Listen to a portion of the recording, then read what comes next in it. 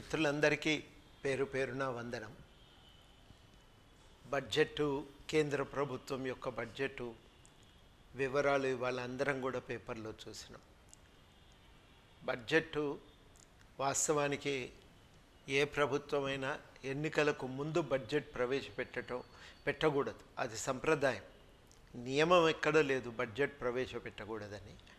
కానీ సంప్రదాయం ఏంటంటే ప్రజాస్వామ్య దేశాలన్నింటిలో కూడా ప్రభుత్వాలు పాటించేటువంటి కనీస సంప్రదాయం ఏంటంటే 2-3 నెలల్లో ఎన్నికలు ఉన్నప్పుడు ఎవరు కూడా బడ్జెట్ను ప్రవేశపెట్టారు.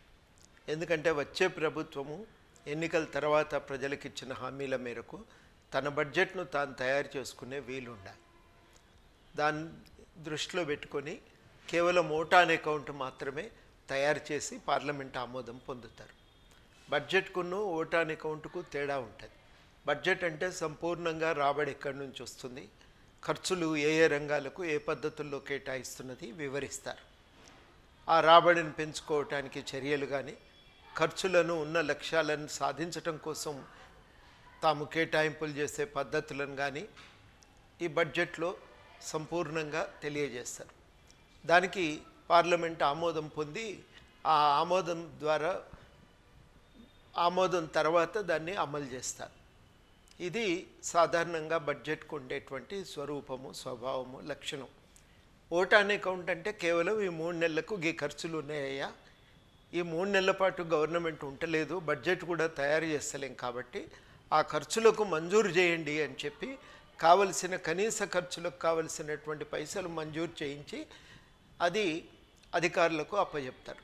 దాని ప్రకారం జీతభత్యాలకే కానీ, నిర్వహణకే కానీ, ఇతర తక్షణ అత్యవసరమైనటువంటి అవసరాలకే కానీ కావలసిన ఖర్చులకు డబ్బులు అందుబాటులో పెడతారు.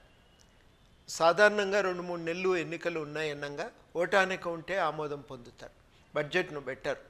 కానీ సంప్రదాయానికి విరుద్ధంగా ఈసారి బడ్జెట్ను ప్రవేశపెట్టారు. ఇట్లా ప్రవేశపెట్టడం అనేది మంచి సంప్రదాయం కాదు. వాస్తవానికి ప్రభుత్వం బడ్జెట్ ద్వారా తన ఎన్నికల ప్రణాళికను తెలియజేసింది. ఓ పార్టీ అధికారంలో ఉన్నా లేకపోయినా ఎన్నికల ప్రణాళికను ప్రజల ముందు పెట్టడంలో తప్పు లేదు. కానీ బడ్జెట్ ద్వారా ఎన్నికల ప్రణాళికను ప్రకటించడం అనేది మాత్రం సరి అయిన సంప్రదాయం కాదు.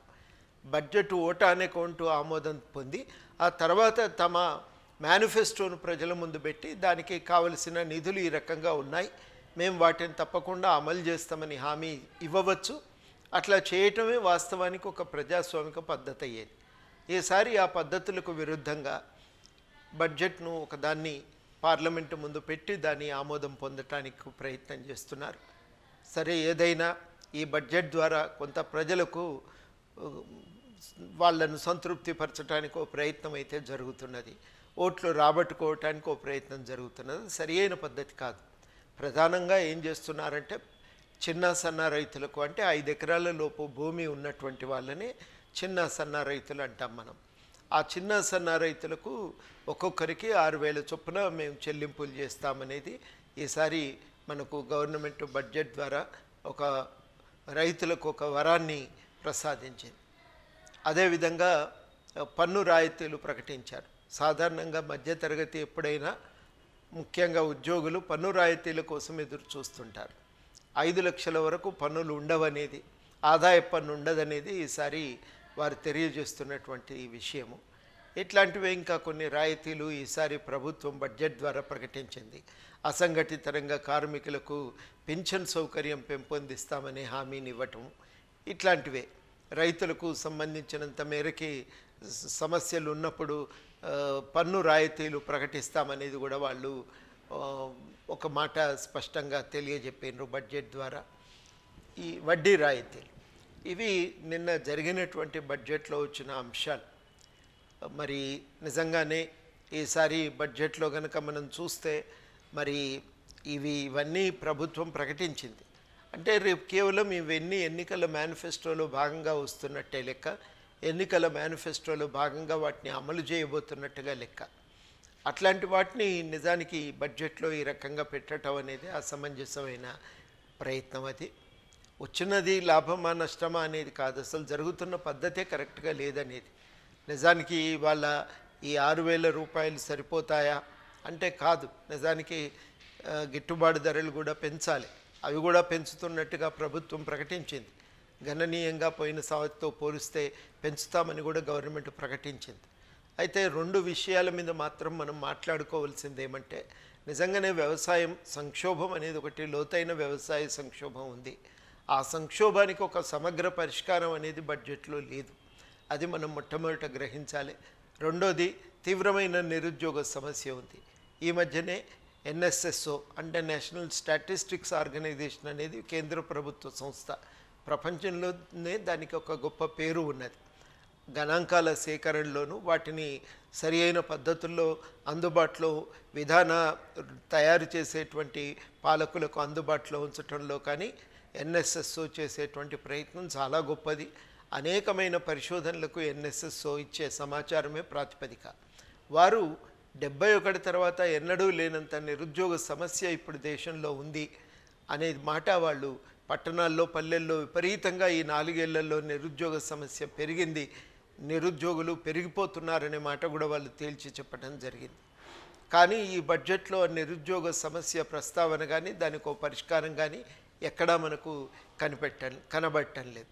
అదేవిధంగా విద్యా రంగాల్లో కూడా ఒక మంచి ప్రజలందరికీ ఉచితంగా వైద్యం అందించేటువంటి విషయాలపైన కూడా ఈ బడ్జెట్లో ప్రతిపాదనలు ఏవీ లేవు.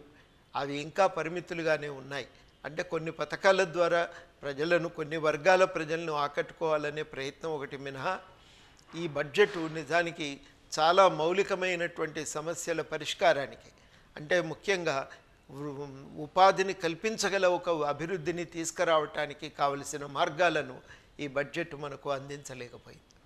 అందువల్ల దీని పరిమితులను కూడా మనం గుర్తించటం అనేది చాలా చాలా అవసరం. కేంద్రం తెచ్చిన బడ్జెటు ఇవాళ మన అందరి అవసరాలను తీర్చగలిగేటువంటి స్థాయిలో లేదు. ఈ దేశంలో ఇవాళ ఈ 4-5 ఏళ్ళ అభివృద్ధి క్రమంలో తలెత్తిన నిరుద్యోగ సమస్యను కానీ, విపరీతంగా ధరవరలన్నీ పడిపోవటంతో వ్యవసాయ రంగంలో తలెత్తిన తీవ్ర సంక్షోభానికి ఒక సమగ్ర పరిష్కారం కానీ బడ్జెట్లో లేదు అనేది మనం చాలా కీలకంగా మనం గుర్తుపెట్టుకోవాల్సినటువంటి అంశం. దీన్ని మరి అందరం అర్థం చేసుకుందాం, ఒక ప్రత్యామ్నాయాల్ని సాధించుకునే ప్రయత్నం చేద్దామని ఈ సందర్భంగా అందరినీ కూడా కోరుతూ ఉన్నాను.